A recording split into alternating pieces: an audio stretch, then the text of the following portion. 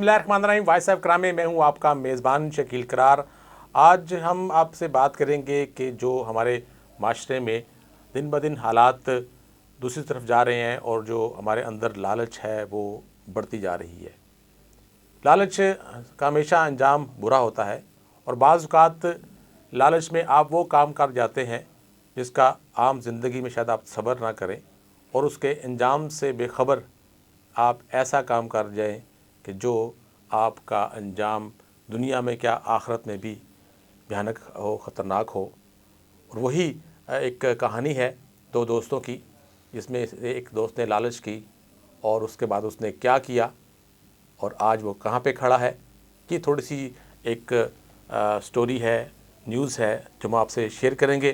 اس میں بنیادی مقصد یہی ہے کہ دوست نے لالچ میں آ کر نہ صرف اپنے دوست کی جان لے لی بلکہ آج خود بھی پابند سلاسل ہے اور آہستہ آہستہ وقت گزرنے کے ساتھ ساتھ وہ پھانسی گھاٹ کی طرف جا رہا ہے. واقعہ 10 دسمبر 2018 کا ہے، جب تھانہ اپارہ کی حدود میں G7 میں یاور محمود نامی ایک نوجوان نے اپنے قریبی دوست عمر مشتاق، جو اس کا پڑوسی بھی تھا، اچھا دوست بھی تھا، گہرا دوست تھا، اس کو کسی بہانے سے غول ٹاؤن کے ایک گھر میں بلایا اور اس کے بعد وہ دوست لاپتہ ہو گیا.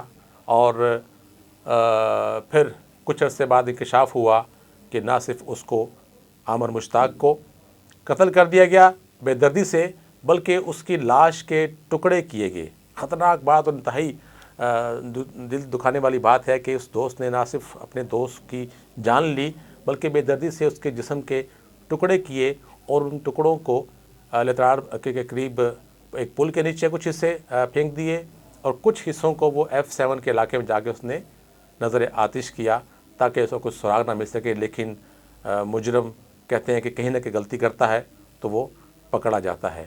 پولیس نے اپنی تفتیش کا آغاز کیا اور تھانہ اپارہ میں ہی جو عمر مشتاق مقتول تھا اس کے بھائی کی مدیت میں قتل کا مقدمہ درج ہوا. اغوا کا بھی اس میں دفعہ لگی اور اس کے بعد کیس آگے چلتا رہا.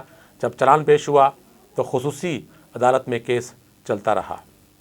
مقتول عمر مشتاق کی جانب سے ثاقب محمود وکیل جو ہے وہ پیش ہوئے، جبکہ ملزم کی جانب سے یاور محمود ملزم کی جانب سے رضوان عباسی وکیل پیش ہوئے اور دلائل کا آغاز ہوا اور کیس کچھ عرصہ چلتا رہا.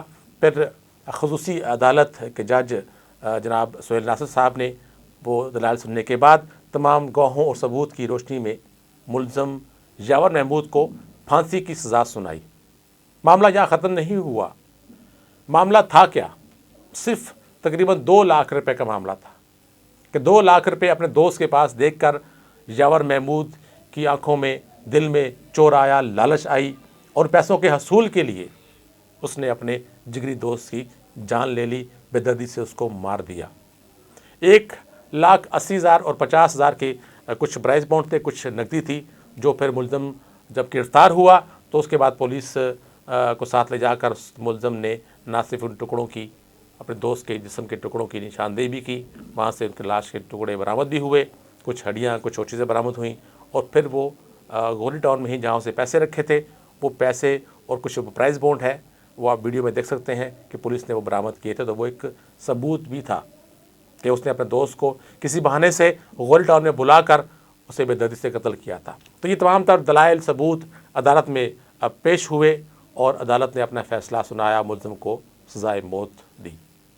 لیکن چونکہ قانون میں آپ کے پاس یہ گنجائش موجود ہوتی ہے کہ ایک کورٹ سے فیصلے کو آپ اس سے اوپر والی کورٹ میں اپیل کر سکتے ہیں. اپیل ہوئی ہائیکورٹ میں تو ہائیکورٹ کے ڈویژنل بینچ نے جسٹس اختر محمود کیانی اور جسٹس فیاض احمد انجم پر مشتمل ڈویژنل بینچ نے یہ کیس سنا اور مقتول عمر مشتاق کی جانب سے ثاقب محمود ایڈوکیٹ ہی پیش ہوتے رہے اور دلائل دیتے رہے. اور ایک روز پہلے ڈویژنل بینچ نے جو اسپیشل کورٹ ہے اس کے فیصلے کو برقرار رکھتے ہوئے ملزم یاور محمود کی سزائے موت کو بحال رکھا. یہاں پر اب بات ختم نہیں ہوتی ہے. اب اس کے بعد معاملہ پھر جائے گا سپریم کورٹ میں. اگر جو ملزم ہے وہ اپنا کیس سپریم کورٹ لے کے جاتا ہے تو ایک مخصوص وقت میں وہ اپیل کر سکتا ہے اور پھر سپریم کورٹ کے بعد پھر بھی اپیل رس ہوتی ہے، اس کے بعد پھر والدین اور پھر صدر، یہ معاملہ تو چل رہا ہے، لیکن وقت گزرنے کے ساتھ ساتھ یقیناً اس کی راتوں کی نیند اڑی ہوگی.